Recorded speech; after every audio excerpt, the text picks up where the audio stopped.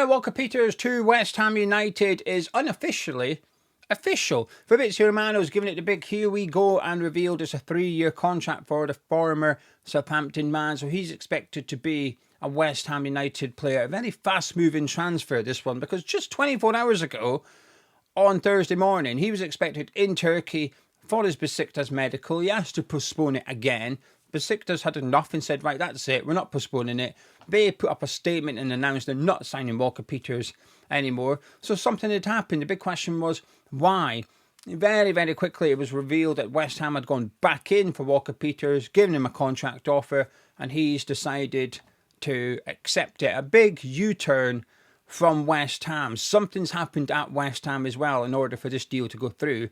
Because just a month or so ago, we were told that Graham Potter didn't fancy Kyle Walker-Peters. But I feel very, very confident this one's going to happen. And Kyle Walker-Peters will be joining West Ham on a 3-year contract. Let's discuss it. But if you're new around here, please do subscribe to the channel. If you think you've subscribed, just double check. If you're watching on a telly, it can be fiddly. Get your phone out, subscribe on your phone as well. Let's keep getting closer to 45,000 subscribers before the start of the season. And also, please do drop a like on the video as well. We could get 1,500 likes on this video. That would be fantastic. But a huge thank you for all the support recently. There's loads of likes, loads of new subscribers. I cannot tell you how motivational it is when you're creating content to see that level of support. It's a big, big thank you. Right then, Walker-Peters. Let's deal with the player and then deal with the decision, because it's two separate discussions to have, I think. I'm happy. I'm happy with this. I'm relieved it's only a 3-year contract. I was a bit worried because when you're dealing with free agents, sometimes there's a bit of compromise to be made for the club getting the player, because the player's in a really good position when it comes to negotiating. They can usually demand better financial terms, whether it be a higher weekly wage, a greater sign-on fee. Maybe it's an extra couple of years on his contract because there's no transfer fee involved. So while it may be expensive in terms of the contract you're handing out and more expensive than the one you would hand out to a player you're paying for, it's still cheaper over the course of the contract because there's no transfer fee, right? But it could mean that Walker-Peters has got a little bit more about him when it comes to negotiating because of that lack of transfer fee. And the player sometimes will cash in on that. So my worry was that we'd maybe end up handing Walker-Peters a 4 or a 5-year contract, which would take him up to his mid-early 30s. But a 3-year deal, I think, is really, really good for West Ham. He would just turn 31 when this contract comes to an end. So I think this is smart business from us. Now, on the assumption his wages aren't offensive and they're in line with other players of his stature among the squad. So as I was always saying, replacing Soufal's wage, probably not bad. It's probably a bit more than that one. He was very lowly paid at West Ham, but in line with what Aaron Cresswell was on, for example, at West Ham, then I think this is a good transfer. The sign-on fee, I'd imagine, is a few million, but again, nothing too offensive. I like it. This is a sensible transfer from West Ham, because ultimately, in December, we do lose Wan-Bissaka and Al Hadji Diouf going to the African Cup of Nations. Walker-Peters gives us that cover. But not only that, I think Walker-Peters gives us a lot of flexibility in terms of what we could do with the rest of the players. He can play right back, right wing back. He can play left back, left wing back. He's covering 4 positions of what we could be playing under Potter next season, depending on the formation. Because I still think we'll alternate. I appreciate a lot of people are focusing on the 3-5-2, 3-4-3 type formation. But I think we'll still see plenty of 4 at the back under Graham Potter, especially at home. At Chelsea, at Brighton, he would often change from 3 to 4, back to 3, back to 4, and there was different variations as well. Sometimes it would be a 4-3-3, then it would be a 4-2-3-1. Likewise with the 3, it would change. So I think having players that are very versatile, Swiss Army knives as I call them, I think is something that's important to Graham Potter, that he's got a few players in his squad that can play 2 or 3 different positions. Walker-Peters, I think, can play 4. This is good news. So he can cover for Wan-Bissaka, he can cover for Diouf, but do you know what? I think he can challenge. I think he can challenge for these as well. Do I think he'll knock Wan-Bissaka out of the team? No. But because I don't know loads about Diouf, I'm thinking maybe he can challenge him. Maybe we discover after a few weeks that he's not quite up to it yet at the Premier League, needs to settle in a little bit. Then you can put Kyle Walker-Peters there, take the pressure off the lad. Because although we paid a deal worth 23.5 million for him, He's still 20 years old coming to the Premier League. So there's going to be a bedding in period. There's going to be a few teething problems with him. And there's probably going to be a few mistakes, which is okay. But if we ever felt like he needed taking out the firing line, we've got Scarles there, but we've also now got Kyle Walker-Peters. But the main thing is that African Cup of Nations, we can relax a little bit, because in an ideal world, Scarles and Walker-Peters can replace those two when they're absent. I've failed to see many weaknesses, or many negatives, that's probably the better word. I've failed to see many negatives with this transfer. Now, don't get me wrong, right? It's not exciting. It's not. It doesn't get you fired up for next season or anything like that, does it? You don't sign Kyle Walker-Peters and go, incredible, European football, here we come. That doesn't happen. It's boring. But actually, boring can be smart. Boring can still be good. And I think it just ticks off something that we need. We needed cover for Wan-Bissaka. We've got that.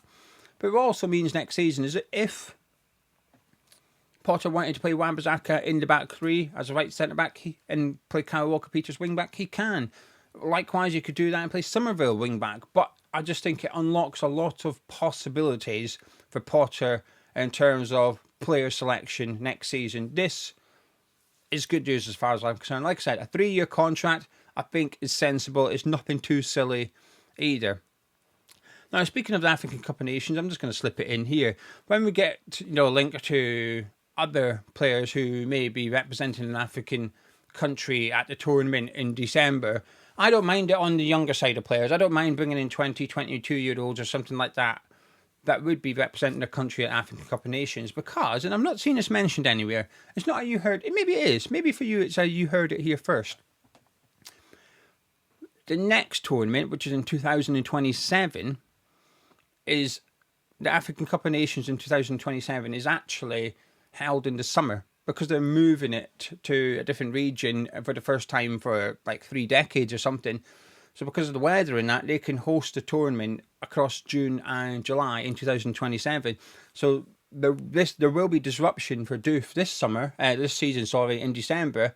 However, the next tournament he'll miss should be 2029. That should be the next tournament where he has to leave West Ham for a period during the season. I'm okay with that. I am okay with that one. So when you next see us link to younger players who may represent their country at African Cup of Nations, after this season, it's not a big deal. You've essentially got 3 seasons where you don't have to worry about it. Right, in terms of West Ham, actually, before I do that, reminder, closing down sale, hammerschatstore.com. T-shirts reduced heavily. Christmas jumpers reduced very heavily. A couple of people bought a Christmas jumper yesterday after my promotion. Thank you very much. I need them gone. What is it? We've got 13 days till the end of the month. So we've got 2 weeks till the store shuts down and disappears. So hammerschatstore.com. Got 2 sales on. Go have a look. There might be something you like. There might be something you could get for someone for Christmas. Keep it to one side. And I appreciate it. Christmas, we're nearly in August. 4 months away. hammerschatstore.com. Please buy the Christmas jumpers. Right, for West Ham. This one's confusing. Because there's only a few possible scenarios here, and one of them's true. So we got told by the West Ham in-the-nose and journalists that Graham Potter doesn't want Kyle Walker-Peters. Doesn't want him. That's why we didn't sign him. So Sullivan was keen on him. Potter wasn't. So therefore we didn't sign him. Potter had stood up to Sullivan, or Sullivan had listened to Potter and decided, well, let's not sign him then. Well, either something's changed or we were told a fib, right? So these are the possible scenarios. Either that news was incorrect and Potter was never anti-Kyle Walker-Peters. Perhaps we just struggled to agree a deal for whatever reason. Apparently the terms we've offered him is less than what he was getting offered by Besiktas, right? So that happened originally. You could understand why Kyle Walker-Peters would perhaps prefer a move to Besiktas. Maybe then he's just got a bit of cold feet and thought, you know what, I don't really want to move to Turkey. I'd rather just stay in England. I'm going to accept that lesser term. So either A, it was a lie that Potter doesn't want Kyle Walker-Peters. So we've been told a fib by those in the know.